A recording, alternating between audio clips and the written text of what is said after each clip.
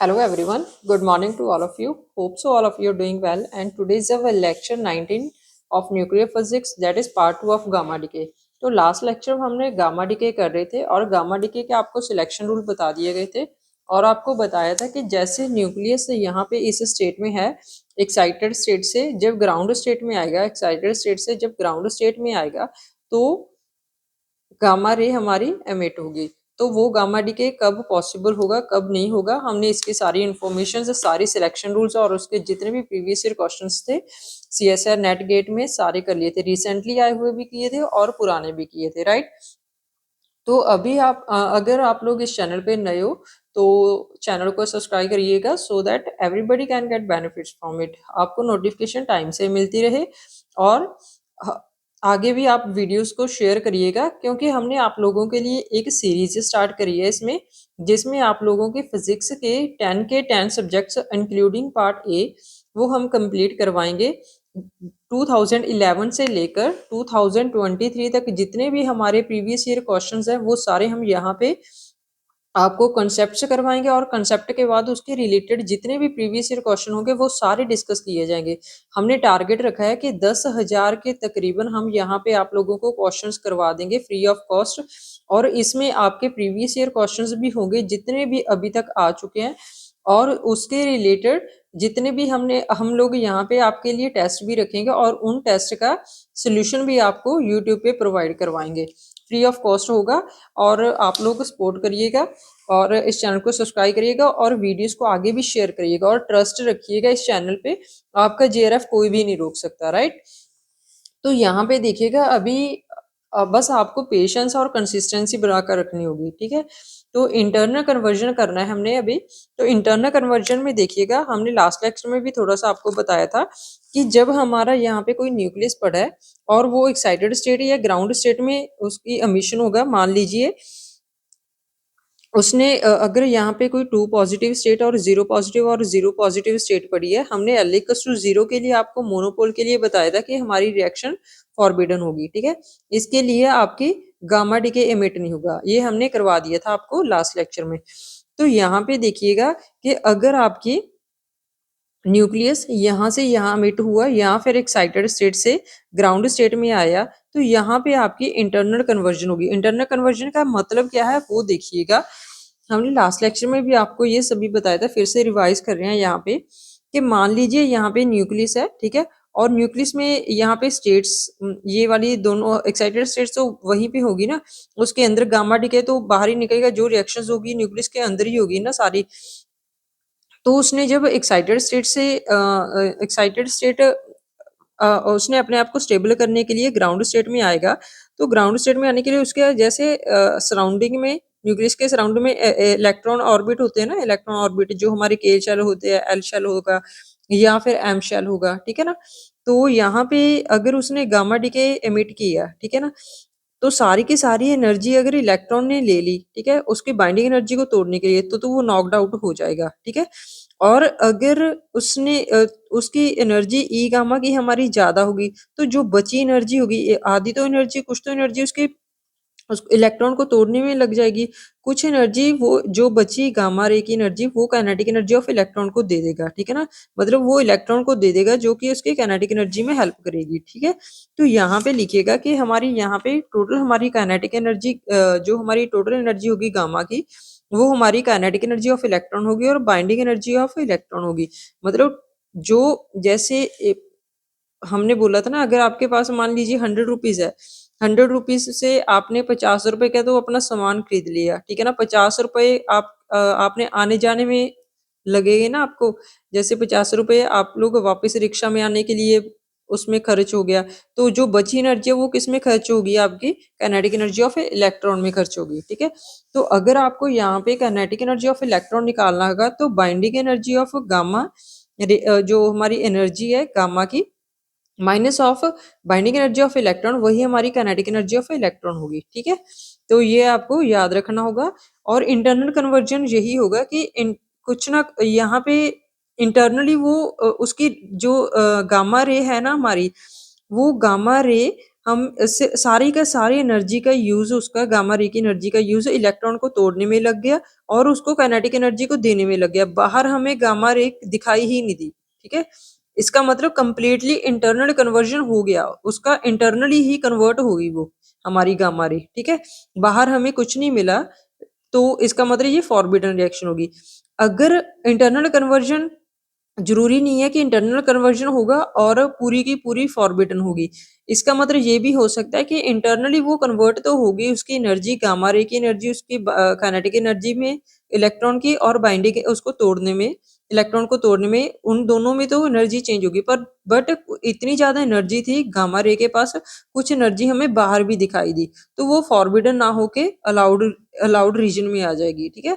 It means हमें बाहर भी दिखाई देगी। तो कंप्लीटली इंटरनली कन्वर्जन तो सिर्फ L इक्वल्स टू 0 में होगा, वहां पे हमने आपको फॉरबिडन बताया था, ये हमने लास्ट लेक्चर में कर लिया था, ठीक है। तो भी आप लोग देखिएगा कि दिस रेडिएशन लिखिएगा, आप लोग स्टेटमेंट लिखिएगा यहाँ पे, this radiation loses its energy by interacting with orbital electron। जो यहाँ पे जो एनर्जी है वो ऑर्बिटल इलेक्ट्रॉन के साथ इंटरेक्ट होने से उसकी एनर्जी लूज होगी। इट मीन्स 0 पॉजिटिव से 0 पॉजिटिव हमारा टोटली इंटरनल कन्वर्जन हुआ, ठीक है ना, टोटली इंटरनल कन्वर्जन हो गया। तो यहाँ पे एक बात और लिखिएगा कि probability of K shell electron, लिखिएगा आप लोग, probability of k shell electron to be knocked out is more than that of LMN electron। यहाँ पे देखिए इस बात का मतलब क्या है, इस बात का मतलब ये है कि हमारे यहाँ पे के शेल में इलेक्ट्रॉन पड़े हैं, यहाँ पे के शेल पड़ा है ना, के शेल होगा यहाँ पे, ठीक है, और एल शेल होगा हमारा यहाँ पे, ठीक है, और यहाँ पे हमारा होगा एम शेल होगा, ठीक है ना। तो के एल एम शेल के लिए यहाँ पे जो हमारे के शेल में इलेक्ट्रॉन पड़े हैं, क्योंकि डायरेक्ट ही अटैच्ड है, वो बिल्कुल न्यूक्लियस के पास ही ऑर्बिट है, तो न्यूक्लियस के ही पास ऑर्बिट होने की वजह से, ठीक है, इसकी प्रोबेबिलिटी ज्यादा होगी कि के शेल का इलेक्ट्रॉन, देखिए यहाँ से रे आई तो डायरेक्ट ही एल शेल में थोड़ा ना जाएगी, के शेल में तो होकर जाएगी। तो सबसे ज्यादा प्रोबेबिलिटी है कि वो के शेल के इलेक्ट्रॉन को बाहर निकाले, नॉकड आउट कर दे गामा रे। इसकी प्रोबेबिलिटी हमेशा कौन से शेल की होगी, के शेल इलेक्ट्रॉन को बाहर निकालने की होगी, ठीक है। तो उसके बाद देखिएगा, ये तो हमने इंटरनल कन्वर्जन आपको बता दिया। अभी इंटरनल कन्वर्जन और बीटा डीके में लिखिएगा कि कैसे कैसे होगा। बीटा डीके में हमने बताया था ना आपको, अभी लिखिएगा, पहले लिखिएगा। तो यहाँ पे आप लोग लिखिएगा, हमने बीटा डीके में आपको बताया था कि बीटा डीके की एनर्जी बीटा पॉजिटिव और बीटा नेगेटिव दोनों की बताई थी, और बीटा नेगेटिव की बताई थी आपको कि यहाँ से एनर्जी स्टार्ट होती है, क्योंकि इतने ज्यादा नंबर ऑफ इलेक्ट्रॉन्स होंगे जिनकी काइनेटिक एनर्जी 0 होगी। वो हमने आप लोगों को बता दिया था कि इसका रीजन क्या है बीटा डीके में, ठीक है। बीटा पॉजिटिव में हमारी 0, हमारे पास टोटल कितने होंगे जिनकी एनर्जी 0 होगी, वो हमारे पास 0 ही पार्टिकल होंगे। तो यहाँ पे हम लोग बीटा नेगेटिव की एग्जांपल लेंगे, ठीक है। तो बीटा नेगेटिव में यहाँ से यहाँ पे आपकी ये आपकी कर्व बना के दिखाई थी हमने कि ये जब हमने न्यूट्रिनो हाइपोथेसिस किया था, और एंड पॉइंट एनर्जी थी यहाँ पे, ठीक है, ये थी हमारी kinetic energy of beta particle. Continuous spectrum था, उसमें हमने बताया था कि अगर आपका न्यूट्रिनो है, ठीक है, तो आपकी अगर अगर आपका ओनली, हमने बोला था कि बीटा नेगेटिव है, वहां पे न्यूट्रिनो नहीं निकल रहा, ठीक है, बीटा नेगेटिव डिके में कि एक्स में और वाई प्लस ये था, अगर ये नहीं लेते थे तो आपकी कंप्लीटली हमारी एनर्जी, तो जो जो हमारी काइनेटिक एनर्जी बीटा पार्टिकल की थी वो कंप्लीटली थी क्यू वैल्यू के इक्वल। इट मीन्स वो शार्पली पीक आनी चाहिए थी, बट एक्सपेरिमेंटली तो हमारी ये कॉन्टिन्यूस स्पेक्ट्रम था। इसका मतलब जहां पे kinetic energy of beta particle नहीं होगी, वहां पे काइनेटिक एनर्जी ऑफ न्यूट्रिनो होगी, ठीक है, तो वो दोनों में कंपनसेट होती रहेगी। इट मीन्स यहाँ पे हमारा दोनों की एनर्जी का सम होगा, kinetic energy of beta particle और काइनेटिक एनर्जी ऑफ न्यूट्रिनो। तो ये हमने न्यूट्रिनो हाइपोथेसिस में आपको बता दिया था कि ये कर्व कैसे बनी थी, ठीक है। तो आप लोग लेक्चर में देख लीजिएगा, बीटा डीके के लेक्चर में आप लोगों को बता रखा है, अगर आपको फिर से समझना होगा, ठीक है। तो यहाँ पे देखिएगा कि मान लीजिए आपका यहाँ पे न्यूक्लियस पड़ा है हायर स्टेट में, ठीक है, और वो एक्साइटेड स्टेट में आएगा या फिर ग्राउंड स्टेट में आएगा, इसकी प्रोबेबिलिटी देखिएगा। पहले देखिए, ये हमारा मान लीजिए न्यूक्लियस है, ठीक है, और उसने जब बीटा नेगेटिव अमिट किया, ठीक है ना, बीटा नेगेटिव डिके हुआ हमारा यहाँ पे, उसका ये वाला न्यूक्लियस बना और ये हमारी ग्राउंड स्टेट है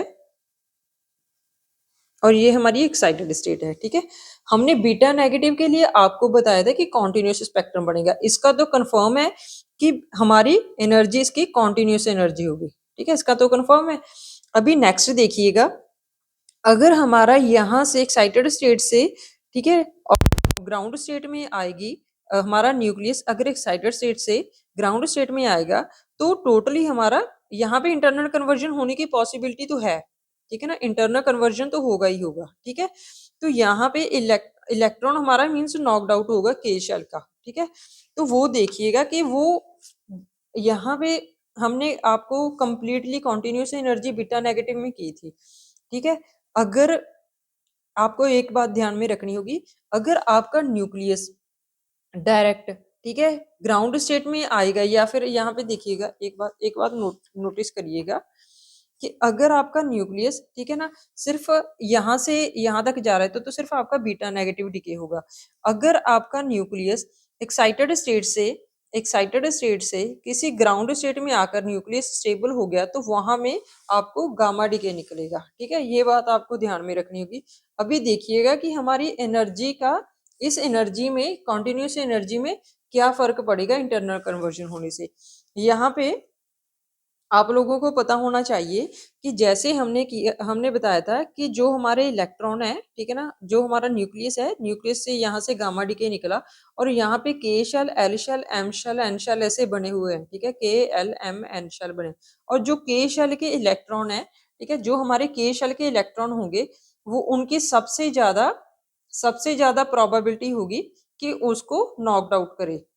ठीक है ना, तो सबसे ज्यादा प्रोबेबिलिटी के शेल के इलेक्ट्रॉन की होगी। ठीक है ना, के शेल के इलेक्ट्रॉन की प्रोबेबिलिटी सबसे ज्यादा होगी क्योंकि वो सबसे ज्यादा न्यूक्लियस के नजदीक है। ठीक है, तो उसके बाद देखिएगा, सेकंड बात ये, जितने ज्यादा इलेक्ट्रॉन, ठीक है ना, बाहर निकलेंगे उतनी ज्यादा उसकी इंटेंसिटी होगी, क्योंकि हमने प्रोबेबिलिटी इसकी ज्यादा बता दी। ठीक है ना, इट मीन्स उतनी ज्यादा नंबर ऑफ इलेक्ट्रॉन्स बाहर निकलेंगे, इट मीन्स उसकी इंटेंसिटी उतनी ज्यादा होगी। मीन्स उसकी पीक कितनी ज्यादा होगी, पीक शार्प बनेगी। किसकी बनेगी शार्प पीक, के शेल की। ठीक है, के शेल की पीक शार्प बनेगी। अभी देखिएगा, हम लोग यहाँ पे कर क्या रहे हैं, हमने आप लोगों को ये बता दिया कि हमारी ई गामा की वैल्यू या तो फिर काइनेटिक एनर्जी ऑफ इलेक्ट्रॉन में जाएगी या फिर बाइंडिंग एनर्जी ऑफ इलेक्ट्रॉन में। तो काइनेटिक एनर्जी ऑफ इलेक्ट्रॉन कितना होगा, E gamma minus of binding energy of electron. ठीक है, तो यहाँ पे देखिए ये बीटा इलेक्ट्रॉन की जो हमारी कॉन्टिन्यूस एनर्जी है, ठीक है ना, इसको हमारी गामा रे जो काइनेटिक एनर्जी ऑफ इलेक्ट्रॉन है वो कैसे इसको डिस्टॉर्ट करेगा, यहाँ पे देखिएगा। तो हमें एक बात और पता है कि जो के शेल के इलेक्ट्रॉन है उनकी बाइंडिंग एनर्जी सबसे ज्यादा है। ठीक है ना, के शेल के इलेक्ट्रॉन की, के शेल इलेक्ट्रॉन की, ठीक है ना, बाइंडिंग एनर्जी यहाँ पे दिखाई दे रहा है आपको,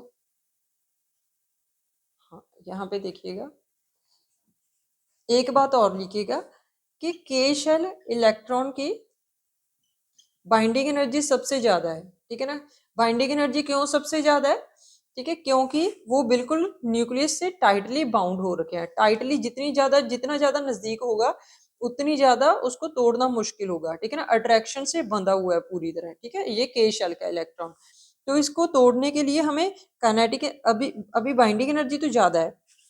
अभी यहाँ से देखिए, हमें काइनेटिक एनर्जी ऑफ इलेक्ट्रॉन देखना भी उसकी कितनी ज्यादा होगी या कम होगी।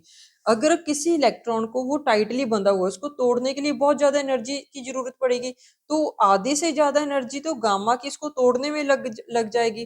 तो बची क्या उसके पास, काइनेटिक एनर्जी ऑफ इलेक्ट्रॉन तो बहुत ही कम बची। तो kinetic energy of K shell electron, ठीक है ना, K shell electron is very much less. ठीक है, यहाँ पे लिख लीजिएगा, kinetic energy of K shell electron, ठीक है ना, तो लेस होगी इनकी। यहाँ पे भी देख लीजिए, अगर बाइंडिंग एनर्जी बहुत ज्यादा होगी, नेगेटिव में पढ़िए ना, बाइंडिंग एनर्जी बहुत ज्यादा होगी, इट मीन्स काइनेटिक एनर्जी हमारी कम होगी। ठीक है, बाइंडिंग एनर्जी नेगेटिव में ज्यादा है, काइनेटिक एनर्जी उतनी ही कम होगी हमारी। ठीक है, तो आगे लिखिएगा, इट मीन्स, इसका मतलब क्या होगा, काइनेटिक एनर्जी सबसे ज्यादा कम होगी, इट मीन्स सबसे कम, इट मीन्स यहाँ पे लिख लीजिए कि अप्रोक्सीमेटली, या फिर यहाँ पे और यहाँ पे, ठीक है ना, यहाँ पे इट मीन्स हमें कौन सा मिलेगा, काइनेटिक एनर्जी जिसकी लेस होगी, काइनेटिक एनर्जी लेस में कौन सा मिलेगा हमें, के शेल की पीक मिलेगी, ठीक है ना, के शेल इलेक्ट्रॉन के पीक मिलेगी। पीक की इंटेंसिटी क्या होगी, सबसे ज्यादा होगी, पीक की इंटेंसिटी सबसे ज्यादा होगी, ठीक है, के शेल के इलेक्ट्रॉन की पीक की इंटेंसिटी सबसे ज्यादा होगी। उसके बाद एल शेल एम शेल की क्योंकि इनकी प्रोबेबिलिटी कम होती जाएगी ना, एल शेल की और प्रोबेबिलिटी कम होगी, एम शेल की और प्रोबेबिलिटी कम होगी, तो इनकी प्रोबेबिलिटी कम होगी, प्रोबेबिलिटी कम होने से उनकी इंटेंसिटी कम होती जाएगी, क्योंकि उतने नंबर ऑफ इलेक्ट्रॉन्स निकाल नहीं पाएंगे, जितने नंबर ऑफ इलेक्ट्रॉन्स निकाल नहीं पाएंगे तो उनकी इंटेंसिटी कम होती जाएगी। इट मीन्स यहाँ पे छोटी पीक बनेगी, ये एल शेल की बनी और यहाँ पे एम शेल की बनी, ठीक है, और यहाँ पे एन शेल की बनी, पीक हमारी छोटी होती जा रही है ना, ठीक है। और एक बात और याद रखिएगा कि यहाँ पे ये जो हमने काइनेटिक एनर्जी आपको बताया था कि सबसे कम के शेल के इलेक्ट्रॉन की होगी, तो यहाँ पे देखिए हमारी काइनेटिक एनर्जी बढ़ रही है ना, सबसे कम के शेल की है, उसके उससे ज्यादा, क्योंकि उससे दूर जा रहे हैं ना हमारे इलेक्ट्रॉन, दूर जाते जा रहे हैं, तो उनको बाइंड करने के लिए इतनी स्ट्रॉन्ग अट्रैक्शन तो है नहीं, इट मीन्स उनको तोड़ना इजी है, तोड़ना इजी है। अगर उनको तोड़ सकते हैं तो गामा जो गामा रे की एनर्जी है उसके इतना एफर्ट्स नहीं करने पड़ेंगे, ठीक है, उसको इलेक्ट्रॉन को तोड़ने के लिए। तो बाकी की जो बची एनर्जी है गामा रे की, वो काइनेटिक एनर्जी ऑफ इलेक्ट्रॉन में चली जाएगी। इट मीन्स एलएमएन शेल जितने ज्यादा दूर होते जाएंगे उतनी ज्यादा उनकी काइनेटिक एनर्जी बढ़ती जाएगी, ठीक है ना। तो ऐसे करके ये डिस्टॉर्ट करेगा हमारी कॉन्टिन्यूस जो बीटा स्पेक्ट्रम एनर्जी बनी थी इसमें इंटरनल कन्वर्जन में, ठीक है। तो अब बात याद रखिएगा कि कॉन्टिन्यूस स्पेक्ट्रम तो मिलेगा आपको, कॉन्टिन्यूस स्पेक्ट्रम भी मिलेगा काइनेटिक एनर्जी का, और डिस्क्रीट स्पेक्ट्रम भी मिलेगा। कॉन्टिन्यूस स्पेक्ट्रम मिलेगा बीटा डीके में ओनली अगर आपका एक्साइटेड स्टेट से ग्राउंड स्टेट नहीं जा रहा पार्टिकल, ठीक है ना, न्यूक्लियस। अगर एक्साइटेड स्टेट से हमारा ग्राउंड स्टेट में न्यूक्लियस जा रहा, ठीक है, तो हमारा यहाँ पे डिस्टॉर्ट हो जाएगी काइनेटिक एनर्जी, क्योंकि kinetic energy of electron K shell L shell M shell वो भी वहां पे अपना इफेक्ट दिखाना शुरू कर देंगे, ठीक है। तो ये बात आप लोगों को ध्यान में रखनी होगी। एक क्वेश्चन आया हुआ था तो वहां पे काइनेटिक एनर्जी ऑफ इलेक्ट्रॉन पूछा हुआ था कि किस शेल की ज्यादा होगी, किस शेल की कम होगी, और किस में डिस्क्रीट होगी, किस में कॉन्टिन्यूस होगी, राइट। तो नेक्स्ट लिखिएगा, नेक्स्ट पार्ट यहाँ पे देखिएगा, जो हमारा डॉटर न्यूक्लियस जैसे गामा डिके हुआ था, ठीक है ना, गामा डिके होने से पहले, ठीक है, हमारा जो डॉटर न्यूक्लियस जैसे अनस्टेबल था हमारा कोई न्यूक्लियस, ठीक है, और वो स्टेबल होने के लिए उसने गामा डिके इमिट किया, ठीक है ना। गामा डिके कब हुआ था, जब एक्साइटेड स्टेट से ग्राउंड स्टेट में गया था, ठीक है। जो हमारा यहाँ पे डॉटर न्यूक्लियस था वो अभी यहाँ पे रेस्ट पे नहीं होगा, वो यहाँ पे किसी ना किसी काइनेटिक एनर्जी के साथ चल रहा होगा, इट मीन्स रिक्वायल होगा वो डॉटर न्यूक्लियस। तो अगर वो डॉटर न्यूक्लियस हमारा रिक्वायल होगा, जैसे हमने बीटा डिके में आपको बताया था कि अगर कोई रिएक्शन दे रखी है, ठीक है, और वो जैसे हमने 1D में बताया था आपको, ठीक है, उसकी एनर्जी बताई थी। मान लीजिए कोई रिएक्शन थी A+X और Y+B करके, ठीक है, और उसकी हमने एनर्जी काइनेटिक एनर्जी बताई थी, काइनेटिक एनर्जी ऑफ रिएक्टेंट, ठीक है ना, kinetic energy of product minus kinetic energy of reactant into C square, आपको ये बताई थी। यहाँ पे क्या लिख सकते हो ये वाला कंसेप्ट आप लोग, क्योंकि वहां पे जो आपका न्यूक्लियस बना था वो आपका न्यूक्लियस बना था रेस्ट पे था, पर यहाँ पे आपका न्यूक्लियस जो बना डॉटर न्यूक्लियस वो रेस्ट पे नहीं होगा, ठीक है ना, ये वाला रेस्ट पे नहीं होगा। देखिएगा इससे क्या इफेक्ट पड़ेगा अगर न्यूक्लियस हमारा रेस्ट पे नहीं होगा। यहाँ पे ये वाला डॉटर न्यूक्लियस है A+X और यहाँ पे था Y+B करके, ठीक है। और देखिएगा यहाँ पे इसकी वैसे आप लोगों को काइनेटिक एनर्जी कैसे लिखोगे, एनर्जी ऑफ, यहाँ पे मान लीजिए एनर्जी ऑफ गामा पार्टिकल लिखना है, ठीक है, तो कितनी होगी, मास ऑफ रिएक्टेंट, ठीक है, और mass of product into C square, ठीक है। तो प्रोडक्ट कितना हुआ आपका एक्स स्टार। बट एक्चुअल में देखिए ये तो हम तब अप्लाई करेंगे ना अगर हमारा वहां पे न्यूक्लियस हमारा क्या होगा, रेस्ट पे होगा, डॉटर न्यूक्लियस जो बना था, पर यहाँ पे हमारा डॉटर न्यूक्लियस रेस्ट पे नहीं होगा। तो हम यहाँ पे टोटल एनर्जी लिखेंगे। टोटल एनर्जी लिखिएगा, टोटल एनर्जी है हमारी mx c² plus E naught, ठीक है, और equals to mx c² plus k of recoil plus of E gamma. ये kinetic energy plus rest mass energy equals to total energy. Rest mass energy कितनी थी हमारी mx c² plus E not. जहाँ यहाँ पे देखिएगा, तो यहाँ पे आप लोग कंजर्वेशन ऑफ एनर्जी लगाइएगा, कंजर्वेशन ऑफ एनर्जी। तो यहाँ पे कंजर्वेशन ऑफ एनर्जी कितना होगा, जैसे mx स्टार और देखिए ये एक्साइटेड स्टेट में है और दोनों एक एक्साइटेड स्टेट में एक ग्राउंड स्टेट में है, ठीक है। इनका मास तो सेम ही रहेगा ना, तो इनका तो मास तो सेम ही रखा हमने, बस फर्क कहाँ पे होगा, इनका लाइफ टाइम में फर्क होगा ना, एक्साइटेड स्टेट में पड़ा है या ग्राउंड स्टेट में पड़ा है, ठीक है। इनके लाइफ टाइम का डिफरेंस होगा और इनका मास तो सेम ही रहता है, ठीक है। तो यहाँ पे देखिए mx c² से mx c² कैंसिल हो गया और इनके बीच की एनर्जी है ना, ये जो जब हमारा डिके रेस्ट पे होगा, ये तो हमारा ये यहाँ पे देखिएगा, इसको लिखिएगा पहले, ठीक है ना, जब हमारा डिके एट रेस्ट होगा, डिके एट रेस्ट, ठीक है, क्योंकि ये हमारा रेस्ट पे, ठीक है। यहाँ पे देखिए इसकी दोनों की एनर्जी का डिफरेंस कितना होगा, ये ई नॉट होगा, ठीक है। तो यहाँ से ई नॉट निकालिएगा, ये हमारा हो गया के रिक्वायल, ठीक है, प्लस ई गामा। ये आपको ध्यान में रखना होगा कि यहाँ पे ई नॉट आपका ई गामा के इक्वल नहीं होगा, ठीक है। ई गामा और ई नॉट दोनों इक्वल नहीं होगी यहाँ पे जैसे हम वैसे भी देखकर बोल सकते हैं ना कि जैसे कि यहाँ पे ये एक्स स्टार हमारा न्यूक्लियस पड़ा एक्साइटेड स्टेट में और वो ग्राउंड स्टेट में आ गया, और यहाँ पे जो एनर्जी होगी गामा, ठीक है, और यहाँ पे गामा अमिट हुआ और इनकी एनर्जी का डिफरेंस जो होगा, ठीक है, हम बोल देते हैं कि यही हमारा ई गामा के इक्वल होगा। हम लोग यही बोलते थे ना, हमें यही लगता था ना कि इन दोनों की एनर्जी का डिफरेंस इसी के इक्वल होगा, बट ऐसा नहीं होगा क्योंकि हमारा ये वाला न्यूक्लियस जो ग्राउंड स्टेट में आया, ठीक है, वो रेस्ट पे नहीं हुआ, ये इसके पास कुछ ना कुछ एनर्जी होगी, तो तो वो ये जो हमारी एनर्जी निकली, ठीक है ना, साथ में इसका के रिक्वायल के भी इक्वल होगा, ठीक है ना। It means E not equals to E gamma plus E K recoil होगा, ठीक है ना। मीन्स जो हमारे इन दोनों की एनर्जी का डिफरेंस है ना, ये इक्वेशन बता क्या रही है आपको कि ये दोनों हमारी जो एनर्जी का डिफरेंस होगा, इन दोनों लेवल के एनर्जी का डिफरेंस, ठीक है, एक तो किसके पास गया, गामा ने ले ली एनर्जी, ठीक है ना, एक किसने ले ली, इस जो न्यूक्लियस हमारा डिके हुआ ना, उसकी काइनेटिक एनर्जी में चली गई, ठीक है। जैसे सेम टू सेम हमने बोला था आपको कि जैसे काइनेटिक एनर्जी ऑफ इलेक्ट्रॉन में चली गई और बाइंडिंग एनर्जी ऑफ इलेक्ट्रॉन में चली गई आपकी ई गामा की। सिमिलरली यहाँ पे इन दोनों की एनर्जी का डिफरेंस था जो, ठीक है, इन दोनों की एनर्जी का डिफरेंस हमने क्या बोला, ई नॉट बोला, ठीक है। ये तो हमारी ई गामा है ना, ये तो हमारी गामा की एनर्जी जो हमने पीछे किया था, उससे कंफ्यूजन मत क्रिएट करना, ठीक है। ये तो हम लोग यहाँ इन दोनों की एनर्जी का डिफरेंस बता रहे हैं, तो इन दोनों के लेवल की एनर्जी का डिफरेंस किसके इक्वल होगा, जितनी इस न्यूक्लियस की जो रिक्वायर हुआ उसकी काइनेटिक एनर्जी है और जितनी इस गामा की एनर्जी होगी, ठीक है ना, इन दोनों की एनर्जी के सम के इक्वल होगा। तो यहाँ से आप लोग ई गामा निकाल लीजिए, E not minus K recoil equals to E gamma, ठीक है ना। तो ई गामा की एनर्जी किस किस में बढ़ेगी, कुछ तो इन दोनों के डिफरेंस के इक्वल होगी, ठीक है, कुछ रिक्वायर इलेक्ट्रॉन के न्यूक्लियस के पास साथ चली जाएगी, ठीक है। ये हमारा हो गया ई गामा की वैल्यू। तो अभी आप लोग कंजर्वेशन ऑफ मोमेंटम लगाइएगा, कंजर्वेशन ऑफ मोमेंटम खुद से लगाइएगा, ठीक है। यहाँ पे लगा लेते हैं हम लोग।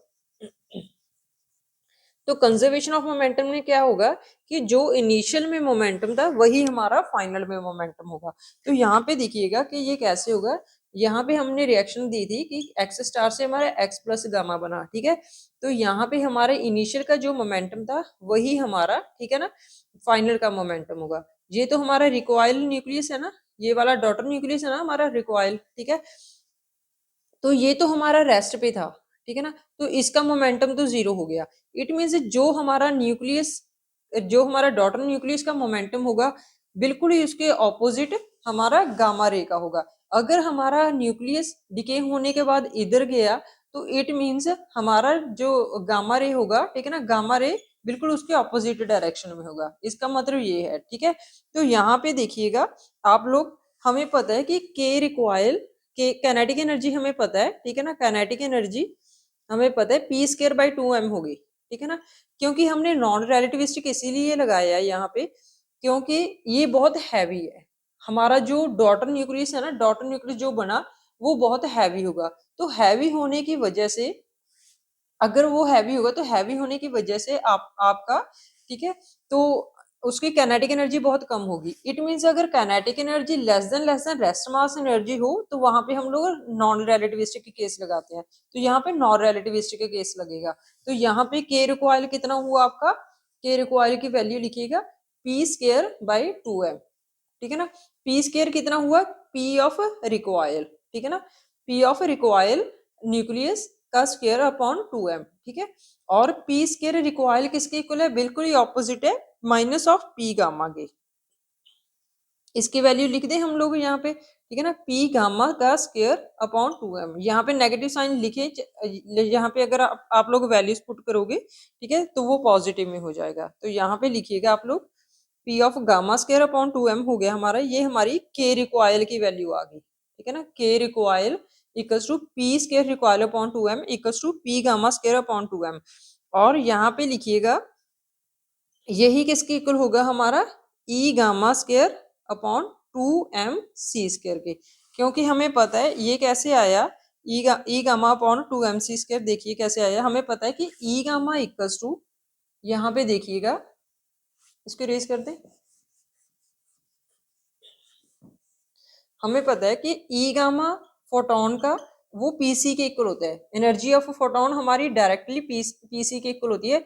मान लीजिए हमने रिलेटिविस्टिक के केस लगा दिया, तो रिलेटिविस्टिक के केस में क्या होता है, पी स्क्वायर सी स्क्वायर प्लस एम स्क्वायर सी 4, ठीक है ना, यही होता है, पर रेस्ट मास उसका कितना होता है, 0 होता है ना, हमारा रेस्ट मास हमारा फोटोन का 0 होता है, तो इसको तो 0 हो गया ये तो, और ये दोनों स्क्वायर और रूट ये दोनों कैंसिल हो गए, ठीक है ना,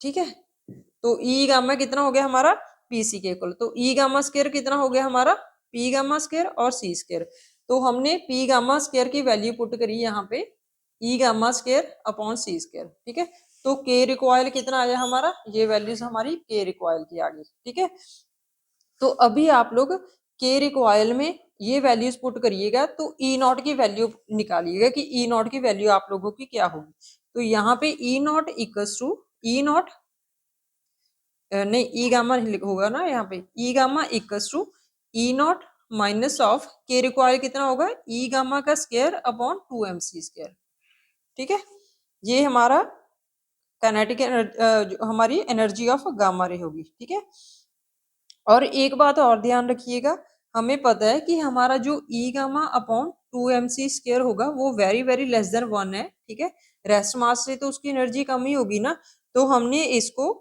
ई गामा को approximately equal to E naught लगा दिया, क्योंकि ये लेस देन 1 होने के कारण ये कैंसिल हो गया, ठीक है, तो ई गामा की वैल्यू कितनी होगी हमारी, E not minus E not का square upon 2m C square, ये वाली वैल्यू होगी, और इस वैल्यू को याद रखिएगा, और ये वाली वैल्यूज को सभी आप लोगों को ये याद रखनी होगी, ठीक है, याद रखने की जरूरत नहीं है, कंजर्वेशन ऑफ एनर्जी लगाइएगा, कंजर्वेशन एनर्जी लगाने के बाद आपको पता चल गया, वैसे भी आपको डायरेक्ट ही याद हो जाएगा, क्योंकि जो जब आपका गामा रे बाहर निकलेगा तो इसकी एनर्जी जो होगी ई नॉट वो किसके इक्वल होगी, ई गामा के और kinetic energy of recoil electron की, ठीक है ना, E not equals to E gamma plus kinetic energy of recoil electron, तो यहाँ से आप लोग ई गामा की वैल्यू निकालिएगा, हमें पता है कि के रिक्वायर कितना होगा, P square by 2m, P square किसका होगा, जितना रिक्वायल न्यूक्लियस का होगा, बट हमें कंजर्वेशन ऑफ मोमेंटम से निकालिए कि जितना रिक्वायल का होगा उतना ही गामा का होगा, क्योंकि न्यूक्लियस हमारा ये डिके पे हुआ, ठीक है ना, रेस्ट पे हुआ ये डिके, तो इसका 0 हो गया मोमेंटम, बचा हमारा दोनों का ही बचा था, तो दोनों न्यूक्लियस और गामा का, दोनों डॉटर न्यूक्लियस और गामा की दोनों का मोमेंटम ऑपोजिट होगा, तो रिकॉइल की जगह हम लोग गामा का मोमेंटम पुट कर देंगे, ठीक है, और गामा का हमें फोटोन की इन टर्म्स ऑफ एनर्जी निकालिएगा, ठीक है ना, in terms of energy, kinetic energy total energy के टर्म्स में निकालिएगा, ठीक है, तो आप लोग निकालोगे तो हमें पता है E gamma equals to P gamma into C होगा, और पी गामा की value E gamma by C होगी, तो E gamma by C put करिएगा, पी गामा की जगह पी गामा और उसका स्क्वायर करिएगा, क्योंकि यहाँ पे स्क्वायर होगा तो ये वाली वैल्यूज आ जाएगी, ठीक है, तो यहाँ पे ई नॉट की वैल्यू कितनी होगी आपकी, E naught E gamma is equal to E not minus E gamma upon 2mc²। But हमारा ये लेस देन 1 है, तो लेस देन 1 होने के कारण ई गामा की जगह हम लोग ई नॉट ही लिख देंगे, तो E not minus E naught square upon 2mc² हो गया। ठीक है, ये बात आपको याद रखनी होगी और ये हमारे क्वेश्चन में भी आ चुकी है। ये आपको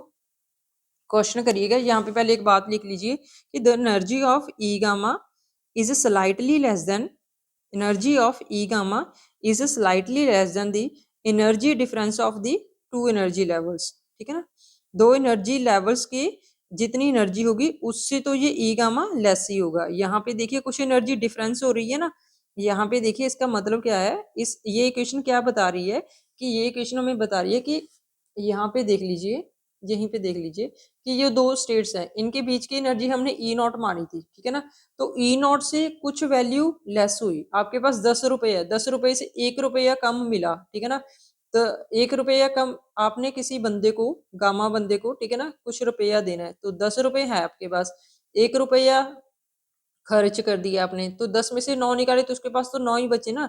इट मीन्स इस लेवल के बीच की एनर्जी से तो कम ही एनर्जी होगी गामा के पास। जो गामा रे निकलेगा ना, ऐसा मत सोचना कि हाँ जितना दे दिया पैसा उतना ही आपने वसूल कर लिया। ठीक है, पैसा हजम मत करना, जैसे इसमें एनर्जी कुछ ना कुछ आपकी क्या होगी, किसके पास जाएगी, कुछ ना कुछ लॉस होगी। वो लॉस कहाँ कहाँ पे होगी, हमारा जो रिकॉइल न्यूक्लियस बना था, क्योंकि यहाँ पे रिकॉइल न्यूक्लियस जो बना ना वो हमारा रेस्ट पे नहीं होगा डिके होने के बाद, तो उसके पास कुछ ना कुछ काइनेटिक एनर्जी होगी, तो वो काइनेटिक एनर्जी होने के कारण अपने पास एनर्जी रखेगा। तो वो एनर्जी रखने के कारण जो गामा रे हमारी एमिट होगी तो उसकी एनर्जी से कुछ छीन लेगा एनर्जी। इट मीन्स वो गामा के पास उतनी एनर्जी नहीं रहेगी जितनी इन दोनों की एनर्जी की डिफरेंस थी। ठीक है, तो अभी पता चल गया ना, एक कड़ी से कड़ी जुड़ती जा रही है ना। ठीक है ना, इसके इसके रिलेटेड एक क्वेश्चन लिखिएगा और क्वेश्चन में सिर्फ आपको वैल्यूज ही पुट करनी होगी और देखिएगा कैसे होगा। जल्दी से रिवाइज कर लेते हैं कि कैसे वो फॉर्मूला कैसे निकाला था कि एक्स स्टार हमारा यहाँ पे न्यूक्लियस पड़ा है और एक्स प्लस वाई और एक्स प्लस गामा में वो डिके हुआ। ठीक है ना, इसमें और एक्स स्टार स्टेट में और एक्स न्यूक्लियस में इसमें हमारी गामा रे निकला। ठीक है ना, इसकी एनर्जी हमने ई नॉट मान ली थी, तो हमने बोला था कि ये ई नॉट की वैल्यू आपकी किसके इक्वल होगी। ठीक है ना, क्योंकि डायरेक्ट ही हमने पहले कंजर्वेशन ऑफ एनर्जी भी लगा लीजिएगा। ठीक है ना, तो आपको अच्छे से समझ में आ जाएगा। तो इसका मतलब था M X C square plus E naught, ठीक है, equals to M X C square plus K of recoil होगा ना। ठीक है ना, प्लस ऑफ हमारा ई गामा। ठीक है, तो एम एक्स सी स्क्र से ये कैंसिल हुआ, तो ई नॉट की वैल्यू कितनी होगी हमारी, के रिक्वायर के पास जाएगी और ई गामा के पास जाएगी। तो ई गामा की वैल्यू कितनी होगी हमारी, E not minus of K recoil. ठीक है ना, के रिक्वायल, तो E gamma equals to E not minus K recoil की वैल्यू कितनी थी, पी स्क्वायर बाय 2m। ठीक है ना, पी रिक्वायल के स्क्वायर के, एक तो एक ये निकाला था हमने, एक निकाला था E gamma equals to E not minus P square किसका, ये किसके मोमेंटम किसके ऑपोजिट आया था, बिल्कुल बताइएगा, ये हमारा आया था गामा के। ठीक है ना,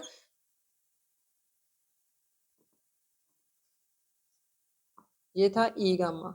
उसके बाद ही साथ में लिखिएगा, हमने E gamma equals to P gamma C किया था ना फोटोन के लिए, तो ई गामा की वैल्यू आ गई आपकी ई नॉट, पी गामा का कितना हो गया, ई गामा स्क्वायर बाय 2mc², एक वैल्यू ये निकाली थी। ठीक है ना, तो इसके रिलेटेड एक क्वेश्चन लिखिएगा आप लोग।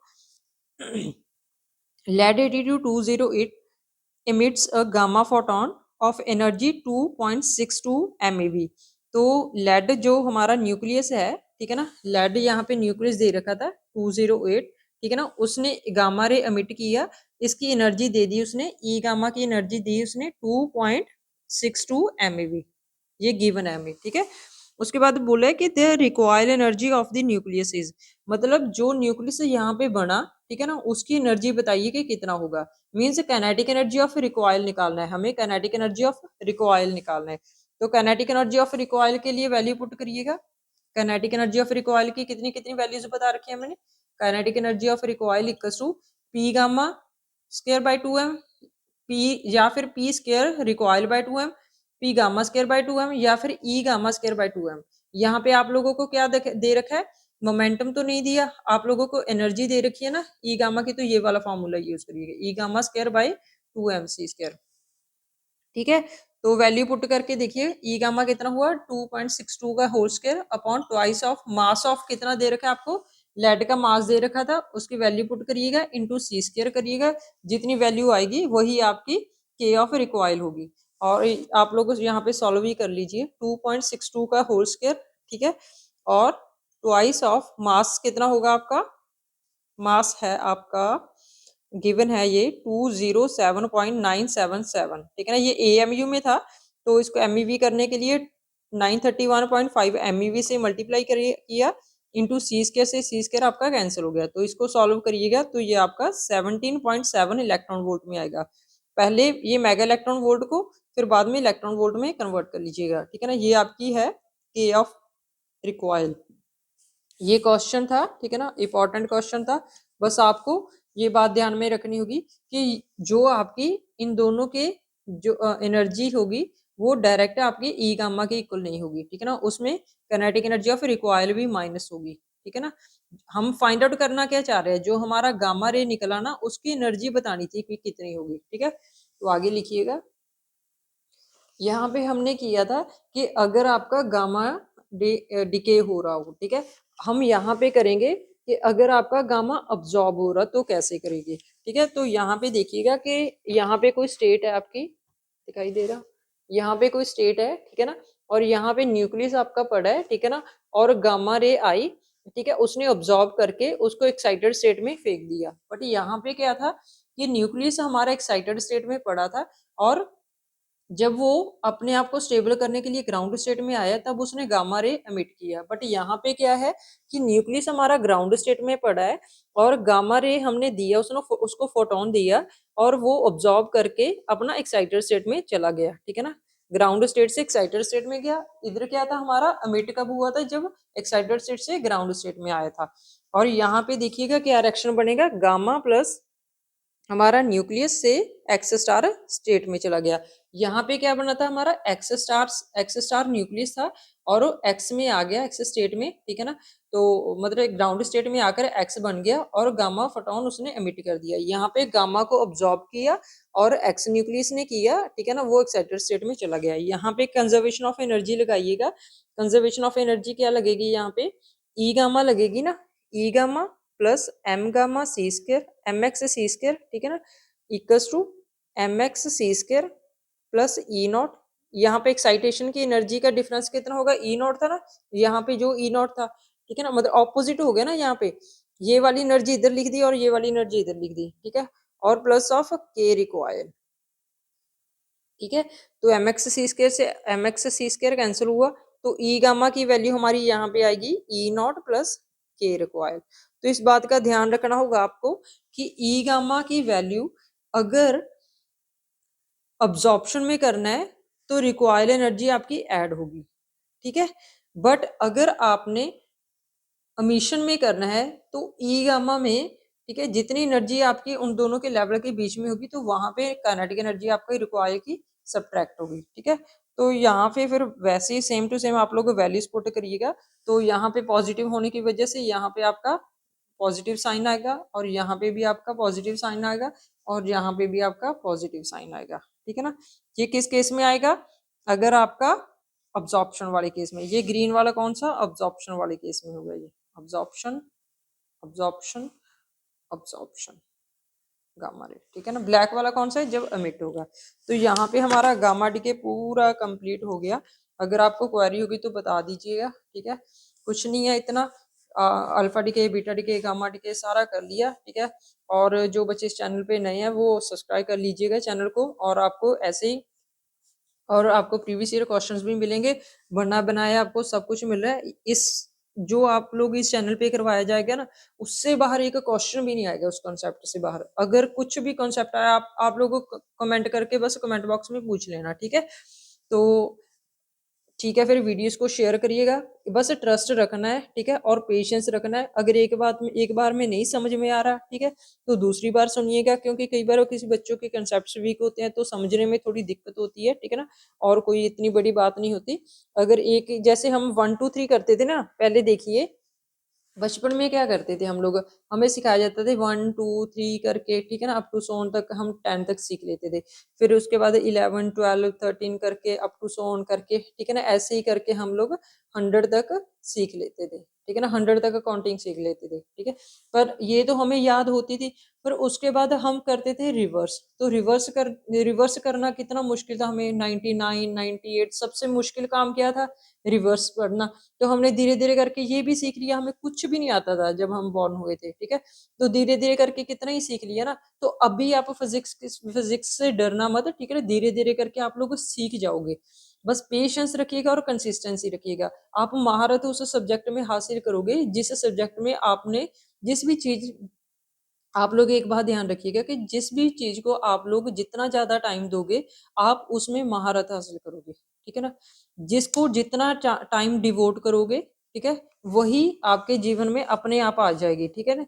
जैसे कि आप लोग देखिएगा कि टाइम डिवोट करने के लिए आप लोग एक बात ध्यान रखिएगा। अभी आपके जैसे CSI JRF का एग्जाम होगा, ठीक है, उसके बाद आपका होगा गेट का एग्जाम, ठीक है, फिर जेस्ट का भी एग्जाम होगा आपका, फिर उसके बाद आपके अदर एग्जाम्स होंगे, ठीक है, जैसे बार का भी आएगा एग्जाम। तो अगर आपने एक बार, ठीक है ना, एक बार इसकी तैयारी अच्छे से कर ली, अच्छे से तैयारी कर लिया आपने, तो पैरेलली ना आपके सारे एग्जाम क्वालिफाई होने के चांसेस बढ़ जाएंगे, ठीक है ना। एक एक के बाद एक के बाद एक के बाद एक आपके एग्जाम्स क्वालिफाई होते जाएंगे, ठीक है। तो आप लोग पेशेंस रखिए, और पेशेंस के साथ आप लोग कंसिस्टेंसी बनाकर रखिए। और अगर कभी डिप्रेशन में डिप्रेस्ड फील हो, ठीक है, तो थोड़ा बहुत एक्सरसाइज करके, तो एक्सरसाइज कर लीजिए, मेडिटेशन कर लीजिएगा, ठीक है। बट पढ़ना मत छोड़ना, ठीक है, टाइम डिवोट करिएगा। हमने बोला था कि जिस चीज को आप लोग टाइम डिवोट करोगे, आप लोग मैथ को टाइम डिवोट करोगे, ठीक है ना, अगर आप लोग फिजिक्स के एप्टीट्यूड को टाइम डिवोट करोगे, तो आप लोग जब उसको सॉल्व करोगे तो खुद ब खुद आपके क्वेश्चन से खुद से ही बनेंगे, ठीक है। तो आप लोग ठीक है, फिर मेहनत करते रहिएगा। Thank you so much, have a nice day.